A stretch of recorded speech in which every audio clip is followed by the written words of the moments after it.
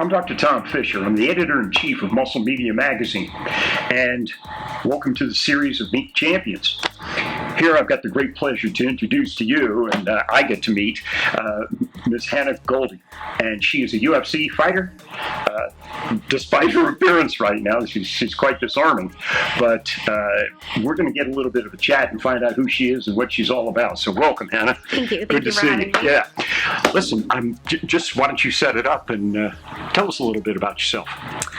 So I am a professional MMA fighter, currently fighting for the UFC. I am also a mom to a wonderful little boy named Odin. So those are really my two main roles in life right now. They kind of suck all of my energy and time up, so I don't really have a lot of time for anything else, but I'm super happy with those two things. So okay.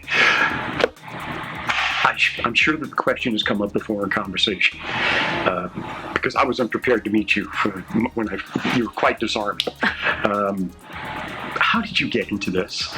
Of all sports, you could have picked up golf, bowling, anything, but contact martial arts? Well, I mean, golf and bowling aren't really, kind of boring. So, well, no offense to any golfers or bowlers, but personally for me, I do need something with a little more physicality. But I wasn't always like that. You know, growing up, everybody talks about how, they got in like fights or whatever in high school and college, and I had never been in a fight before I started training. Like, I was terrified of conflict and confrontation, was not about that life at all. Really? But yeah, I was living in New York City when I was 21, and I ended up going to like an underground Muay Thai fight at this old abandoned church. Right. And I saw the co-main event was these females fighting. They were like around my size, and they just like got after it. Like, they were, just fighting hard, and I was like, this is awesome. I think that I could totally do something like this. And then a week later, fate happens the way that it does, and I ended up meeting somebody that owned a gym, and he invited me in, and I started cardio kickboxing. You picked up full contact martial arts after age 21? Yep. Yeah. Wow. Yeah. How did that inspire you? At first, I did not think that this was going to be my life. Like, I thought that I would have a couple amateur fights and it would be fun and a cool hobby. And then I realized that this is not a sport that you want to do as a hobby. If you don't have serious aspirations in the sport, then like, you should not do it, because you're going to come across somebody, or you're going to stand across the octagon from somebody that does have serious aspirations, and you're going to get FUCK'd up. Day. Exactly. Yeah, it's not going to be fun. So early on in my career, I used to go like out in my fights being like, I'm just going to let this girl hit me as hard as she can just so she knows she can't hurt me. Now I'm like, I move my head. I'm like, I'm good. I'm good on all that. But That's good advice. That's good advice. Well, do you have any mentors or anyone you look up to? I hate to use the overword term heroes, but anybody that inspires you? Or obviously, I have so much respect for every woman that's been in MMA before me. Like, the pioneers of the sport are and always will be like role models to me. But I like to think of myself as my own role model. Like, I don't want to be the next anybody else. I want to be the next Hannah Goldy, and I want to be the best version of myself. And I truly believe that I can be the best fighter in the world at my weight class. And so I try to kind of wake up every morning and be the best version of me and be my own hero. Also be a hero for my son. I want him to be able to look up to his mom and see a strong, independent woman that, fought for what she wanted. And, I wasn't... Quite literally. Yeah, and not handed anything. And, if you want something, you got to go out and work hard for it and take it. Okay. So. Well, Hannah, I'm intrigued, because most of the athletes that I've talked with, both professionally and just conversationally, they've been at it for many, many years. They've been through all the... So when did you first realize your potential? Was it when you saw that first Muay Thai fight?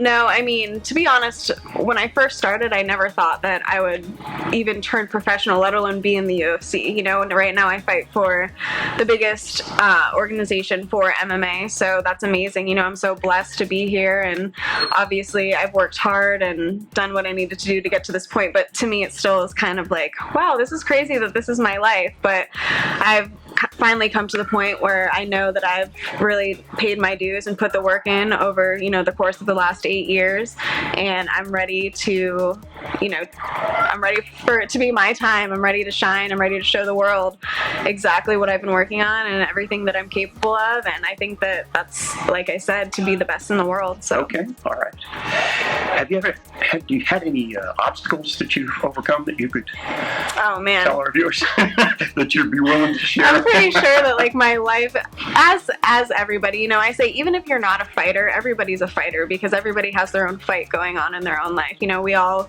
go through adversity and struggles, and not that being a mom is in any way is it's been a blessing, but it's also taught me so much about myself, and I've had to overcome so many things when it comes to that and fighting. I've had to really push past mental barriers because I'm so focused on Odin and fighting, and I have to learn how to I'm trying to figure out how to say it. I don't coordinate my time so that I'm, putting 100% into my training and putting 100% into being a mom, and I'm also a fiance. I need to make sure I'm putting effort into my relationship and still just, balancing everything. Well, let's talk about that balance for just a second, because you do have a lot of irons in the fire, as they would say. But take us through some of your training now. You're obviously getting ready for a fight because you're ripped to shreds. Yes, it's not the most fun part. I'm fighting in less than a week, so it's definitely the end of my weight cut. So yeah, I don't always look this good. So you've been carb depleted and everything else. So now you're going to get to be more fun to be around. Yeah, no, because exactly. Carbohydrates will help you. No, exactly. I'm always like a ray of sunshine, but this week especially. Understood. Okay. I'm also fluent in sarcasm, so there's that. Ah, really? Yes. Okay. I'll pick up on that, I suppose. Listen, do you have any advice for anyone who would want to follow in your footsteps?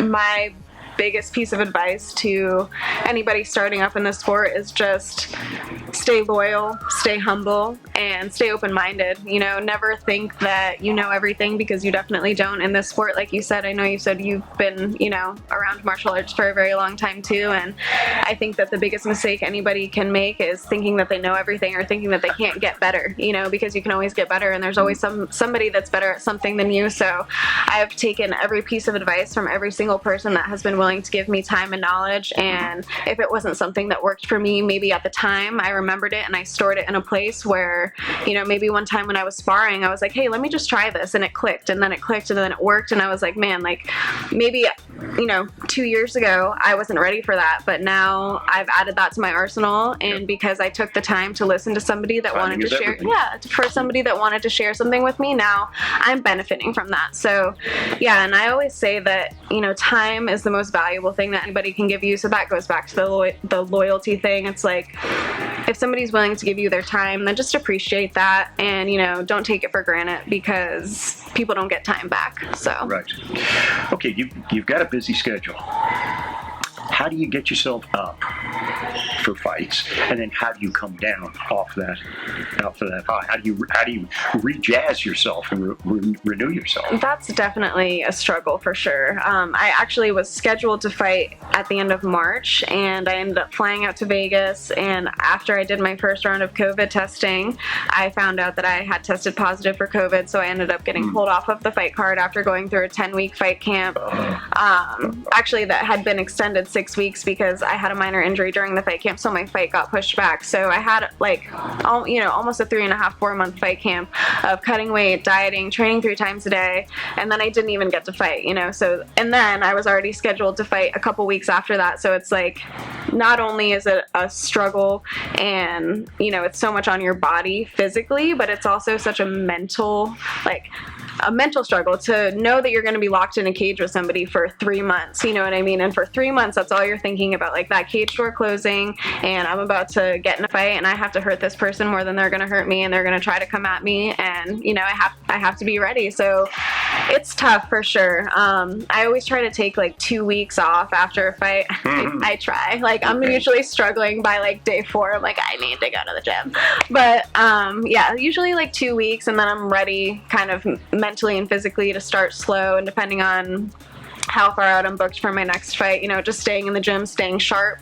And then about 8 to 10 weeks out, we start, you know, turning it up again and really, you know, getting into the hard part of fight camp. But yeah, it's tough and it's definitely exhausting, but I think that if you really want something, then you do whatever it takes to get it, and you kind of have to just like turn that mental switch off in your brain that says like, I can't do this, I'm too tired to get up today, like I'm too tired to train today, I don't want to do this next round. Like you have to figure out a way to turn that off and turn on the part that says, I can do it, I'm gonna do it, I'm gonna get through it. Like, and you know, once you figure out how to do that, it's like you're gonna be unstoppable. I obviously haven't figured out how to do that all the time, but I'm getting That's okay. closer. You can get better at it. Yeah, it's a learning process. Yeah, learning no, process. for sure. Yeah. So, and like that also goes back to, you know, like I said, being a mom has taught me so much about my strengths, and I've realized how strong I am through that. And I think that that's also helped me so much in my training. You know, like I've been through